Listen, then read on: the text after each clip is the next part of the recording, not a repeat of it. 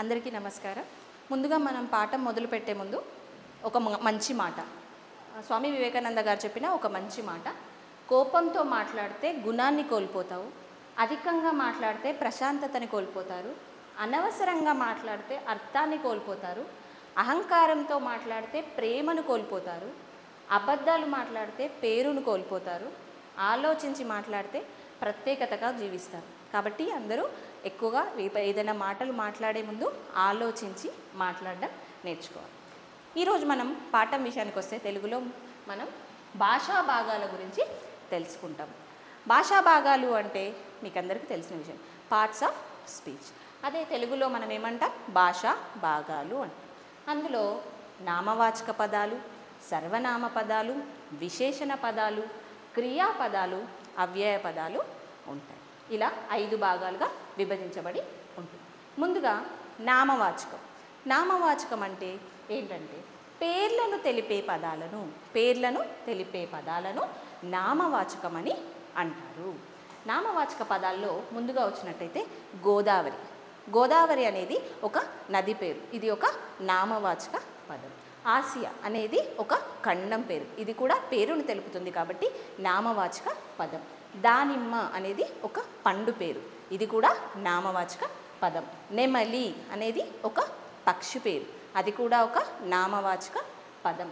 గాడిద ఒక జంతువు పేరు, అది ఒక నామవాచక పదం.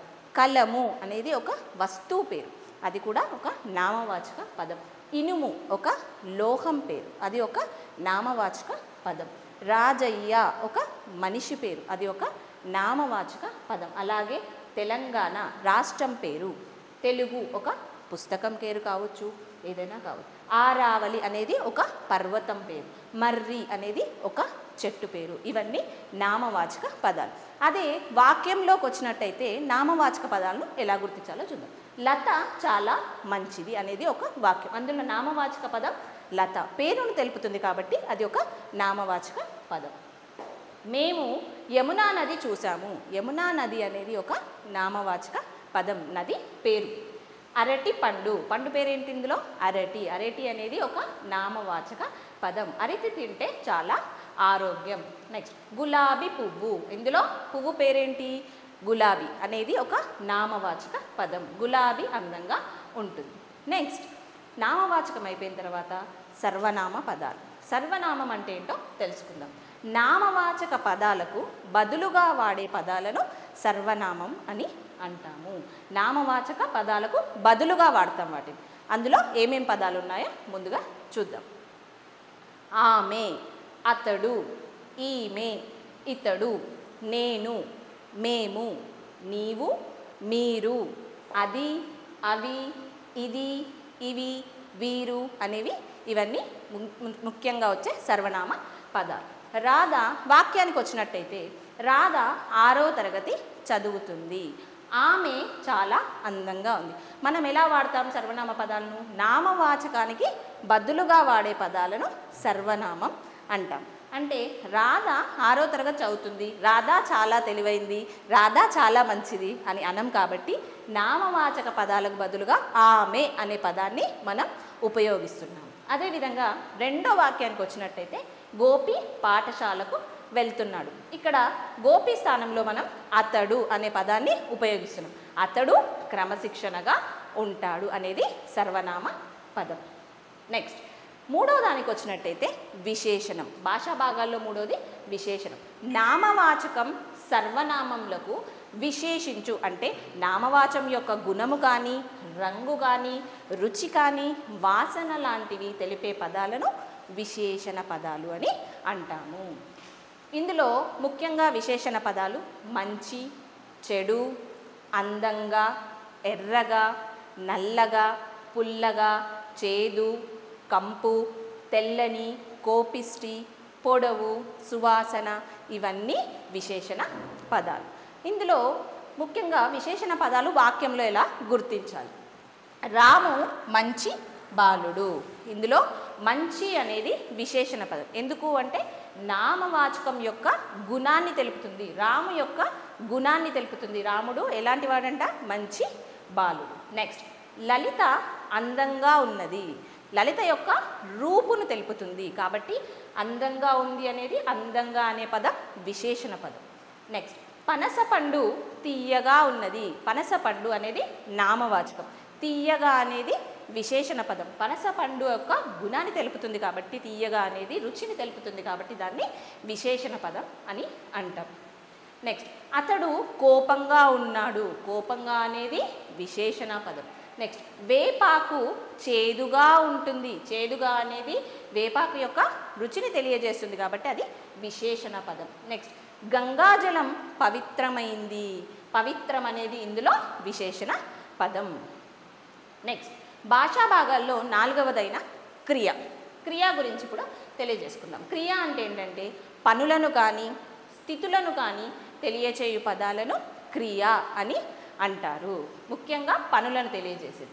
వచ్చారు, రాశారు, తిన్నారు, వెళ్ళారు, చూశాను, చేశాను, వండాను, విన్నాను, ఏడ్చింది, పెట్టింది, కొన్నాడు, పడ్డాడు, ఇవన్నీ క్రియాపదాలు, పనిని తెలియజేస్తుంది కాబట్టి వీటిని క్రియాపదాలు అని అంటాం. వాక్యాల్లోకి వస్తున్నట్టయితే రాజా బడికి వెళ్ళాడు. రాజా బడికి వెళ్ళాడు. వెళ్ళాడు అనేది పనిని తెలియజేస్తుంది. పనిని తెలియజేస్తుంది కాబట్టి అది ఒక క్రియాపదం. నెక్స్ట్ గిరి పాఠం చదివాడు. ఇందులో చదివాడు అనేది క్రియాపదం, పనిని తెలియజేస్తుంది. రాగిని పాట పాడుతున్నది. పాడుతుంది అనేది క్రియాపదం. ఈ వాక్యంలోని క్రియాపదం కాబట్టి అది తెలియజేస్తుంది. నెక్స్ట్ క్రియాపదాలు 2 రకాలుగా ఉంటాయి. ఒకటి సమాపక క్రియ, 2 అసమాపక క్రియ. సమాపక క్రియ అంటే పూర్తిగా ఉంటుంది క్రియాపదం అనేది. చదివింది. అదే అసమాపక క్రియకు వచ్చేసరికి చదివి. ఉదాహరణ పోయాడు. అదే అసమాపక క్రియ పోయి. సమాపక క్రియలో తిన్నాము. అసమాపక క్రియ తిని. నెక్స్ట్ అదే వాక్యాల్లో సమాపక క్రియ అసమాపక క్రియను చూద్దాం. ఆమె బజారుకు వెళ్ళి వచ్చింది. ఇందులో సమాపక క్రియ ఏంటి? సమాపక క్రియ అనేది వచ్చింది, అసమాపక క్రియ అనేది వెళ్ళి. పూర్తిగా ఆ వాక్యము కంప్లీట్ అవ్వలేదు. నెక్స్ట్ పాప కింద పడి ఏడ్చింది. ఇందులో అసమాపక క్రియ పడి. ఏడ్చింది అంటే పూర్తిగా ఉంది కాబట్టి అది సమాపక క్రియ. రవి టీవీ చూస్తూ తింటున్నాడు.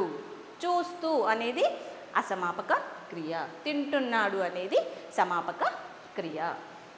నెక్స్ట్ పిల్లలు రాస్తూ చదువుతున్నారు. ఇందులో రాస్తూ అనేది అసమాపక క్రియ, చదువుతున్నాడు అనేది సమాపక క్రియ. సీత పద్యం చదివి. చదివి అనేది చదివి అనే పదం అనేది సగంకి ఉంది కాబట్టి అసమాపక క్రియ. రాసింది, పని పూర్తి అయింది కాబట్టి దాన్ని సమాపక క్రియ అంటారు. తాతయ్య రైలు ఎక్కి, పని పూర్తిగా అవ్వలేదు, ఎక్కి అనేది అసమాపక క్రియ. వచ్చాడు అనేది సమాపక క్రియ. నెక్స్ట్ భాషా భాగాల్లో 5వదైన అవ్యయం. అవ్యయం గురించి తెలుసుకుందాం. లింగ వివక్షణ కానీ విభక్తి ప్రసక్తి కానీ. లింగ వివక్ష అంటే స్త్రీ పురుష అనే పదాలు, ఆ పదాలకు స్త్రీ పురుష అనే సంబంధం ఉండదు. వచన ఆకాంక్ష లేని పదాలను అవ్యయ పదాలు అని అంటాం. ఇందులో ఏ పదాలు వస్తాయో చూద్దాం. అబ్బో, అయ్యో, ఆహా, ఓహో, అకట, బాపురే, బలిరే, శబాష్, అక్కడ, ఇక్కడ, ఎక్కడ అనేవన్నీ అవ్యయం యొక్క పదాలు. వాక్యాలకు వచ్చేసరికి వీటిని ఎలా ఉపయోగిస్తామో చూద్దాం. ఈ పదం అయ్యో, కింద పడ్డావా.